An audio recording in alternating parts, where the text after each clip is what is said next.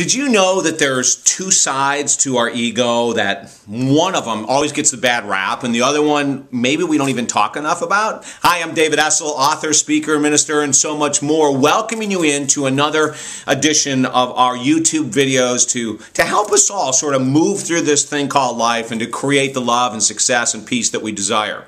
Oftentimes when people say the word ego, we think of one thing, bad. You know, we think of, oh, he's got a big ego or she's got a big ego, like we're conceited, that we're really self-centered, all the negativity that comes with someone's ego.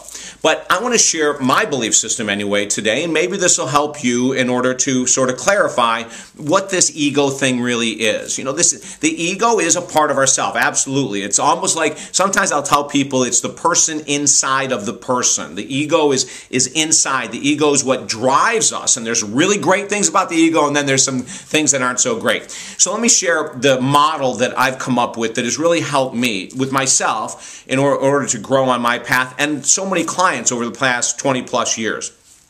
Two sides of ego. The one ego I'm going to call the small ego, and then the other is the big ego. The small ego is the ego that most people relate to. You know, it's the self-centered one. It's the conceited one. It's the I want the best for me at all cost ego side. It's the I'm right, you're wrong philosophy. I need to be right. I don't like to apologize. I don't like to tell someone that they're right. I have to have the last word. You know, that's that small ego. That small ego is that desire to be in control, the desire to make sure that other people hear us, see us, acknowledge us, recognize us. You know, it is all about us. It's like the little 3-year-old that's not getting their way, and they're going to make sure that you hear about it, you know? And so the small ego is a part of us. Now, that small ego, while it sounds all negative, also has a side that's driving us to move forward. That sometimes that competitiveness or that desire to be noticed is that thing inside of us that allows us to accomplish great things. But that's a small part of it. The small ego is basically about getting our needs met, regardless of the cost, regardless of the consequences. That's small ego. Now, the big ego, obviously, is going to be quite the opposite of that. The big ego is Christ consciousness. It's the Buddha nature. It's unconditional love. It's unconditional compassion. It's the drive to serve others. That's that huge big ego.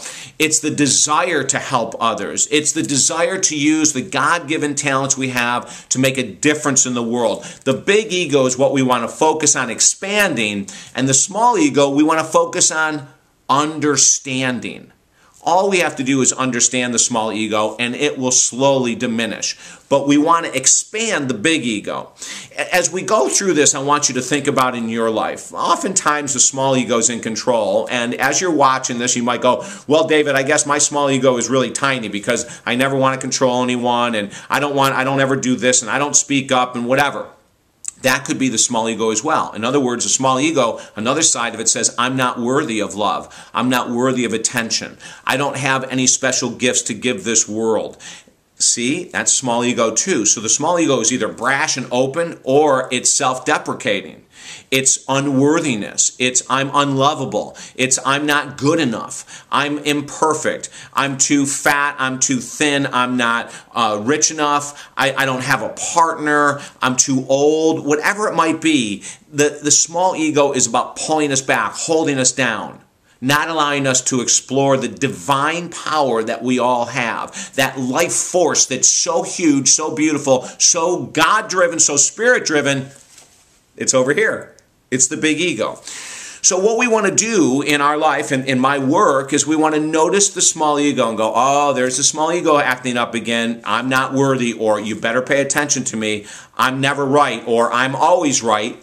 Do you see that? The small ego? I'm never right, I'm always right. It's like all those dances, and it's about taking us down. Really, the small ego can take us down. Now, the big ego can also be looked at that if we're practicing and using the gifts we've been given, and we're trying to help others, we will become goal-oriented. Now, it doesn't have to be the same goal-oriented as everyone, but what's a goal-oriented process for me or you, it doesn't matter how we do it, it's just the fact that we're doing it, that we're getting up every day and we're asking, how can I serve the world today? How can I use my gifts and talents to make a difference in the world? How can I be more compassionate in the world? How can I forgive myself and others for things done in the past? That's all big ego. How can I use these immense gifts? What are my gifts to use to make a difference in this world? How can I be more patient in traffic? How can I be more patient with my children? How can I be more loving to my friends? How can I be more loving to myself? See, the big ego is about myself as well. Like if I loved myself, I'd treat myself with respect. I would get help for addictions. I would exercise on a daily basis. I would watch my money. The big ego is about taking care of self and serving the world. Isn't that interesting? So the small ego, and rewatch this again because I know I'm giving you a ton of information, but the small ego has a place. It really does. But a lot of it is about the awakening and the awareness of going, wow, I didn't realize I was like that. And the big ego is about, wow, I didn't realize that I have this much patience, love, forgiveness, compassion. Isn't that wild? So if we focus on the big ego and we put most of our energy here on expanding, serving, giving, loving, forgiving, our life will change dramatically. And this is just my belief system with the small and big ego, but my belief system states that, and I see this all the time, people who focus on expanding the big ego through service and love and compassion and kindness will automatically see the small ego be diminished. People who focus here on all that they are, the gifts and the talents and the spirit and the love and the energy that they were given at birth, will see that expand. What we focus on does expand. So take this with you today.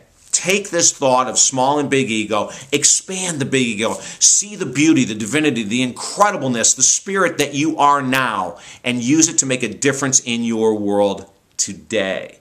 If I can help you in any way move through challenges in life, get to that other side of expansiveness, of glory, of the joy that you are, contact me at talkdavid.com. And there's all kinds of ways that we can help you. Look at our blogs, look at these videos, sign up for our weekly newsletter. And if there's a way that I can help your group as a speaker, or if I can help you one-on-one, we have all kinds of services at talkdavid.com. Let's do that. Let's move into a place of service. Let's move into a place of joy and appreciating the gifts that we've been given today. Until next time, I'm David Essel. Have an incredible day.